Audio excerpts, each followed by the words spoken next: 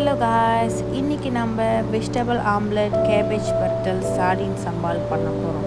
நான் ஒரு 6 முட்டை உப்பு போட்டு நல்லா அடித்து எடுத்து வச்சுக்கிட்டேன். வெஜிடபிள்னு பார்த்திங்கன்னா லாங் பீன்ஸ், வெங்காயம், கேரட், ஊசி மிளகாய் இதெல்லாம் பொடிசா நறுக்கி நம்ம எண்ணெயில் போட்டு நல்லா வதக்க போகிறோம். கோல்டன் ப்ரௌனாக ஆனோடனே நம்ம அடித்து வச்ச முட்டையை அதில் ஊற்றி ஹை ஃப்ளேமில் நம்ம மிக்ஸ் பண்ணி எடுத்தோன்னா ஆம்லெட் ரெடி. அடுத்து கேபேஜ் பரட்டுறதுக்கு கேபேஜும் கேரட்டும் நல்லா சின்ன சின்னதாக நறுக்கி எடுத்து வச்சாச்சு. தாளிக்கிறதுக்கு பட்டை மிளகா, வெங்காயம், பச்சை மிளகா, கருவேப்பிலை, ஒரு சட்டியில் கொஞ்சம் எண்ணெய் ஊற்றி வெந்தயத்தை போட்டு நம்ம வெட்டி வச்ச இன்க்ரீடியன்ஸ்லாம் போட்டு நல்லா தாளித்து எடுத்துக்கணும். அதோட கேபேஜும் கேரட்டையும் கொட்டிட்டு மஞ்சத்தூள், உப்பு இதெல்லாம் போட்டு நல்லா மிக்ஸ் பண்ணணும். கேபேஜ்லேருந்து லேசாக தண்ணி விடும். அந்த தண்ணியெல்லாம் சுண்டின பிறகு கேபேஜ் எடுத்து வச்சா கேபேஜ் ரெடி.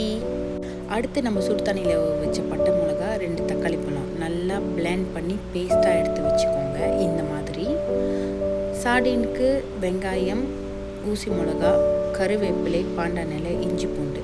சார்டினை நம்ம மீனில் நடுவில் உள்ள முள்ளெல்லாம் எடுத்து சுத்தம் பண்ணி எடுத்து வச்சுக்கணும். சட்டியில் எண்ணெய் ஊற்றி வெங்காயம், பச்சை மிளகா, கருவேப்பிலை, பாண்டான் இலை கூட இஞ்சி பூண்டும் நம்ம சேர்த்து நல்லா மிக்ஸ் பண்ணி விட்டுக்கணும். அதோடு நம்ம வெட்டி வச்ச உருளைக்கிழங்கையும் போட்டு நல்லா மிக்ஸ் பண்ணிக்கணும். உருளைக்கிழங்கு போட்டு கிண்டனோடனே உப்பு சேர்த்துக்கோங்க. உருளைக்கிழங்கு சட்டுன்னு வந்துடும். உப்பு போட்டு நல்லா மிக்ஸ் பண்ணோடனே நம்ம அரைச்சி வச்ச மிளகா சாந்த கிழங்கோடு போட்டு நல்லா கிளறி விடணும். அதோடு நம்ம சுத்தம் பண்ண சார்டின் மீனையும் புளி தண்ணியை ஊற்றி நல்லா மிக்ஸ் பண்ணி விடணும், எண்ணெய் பிரிஞ்சு வர வரைக்கும். ஸோ காய்ஸ், ஃபைனலி எண்ணெய் பிரிஞ்சு வந்தோடனே நம்ம ரவுண்டாக கட் பண்ணி வச்ச வெங்காயத்தை போட்டு இறக்க வருதான். சோறு, சார்டின் சம்பால், முட்டை, கேபேஜ் பரட்டல் கூட ஒரு ரசம் போட்டு மிக்ஸ் பண்ணி சாப்பிட்டா நல்லாயிருக்கும். Stay tune guys.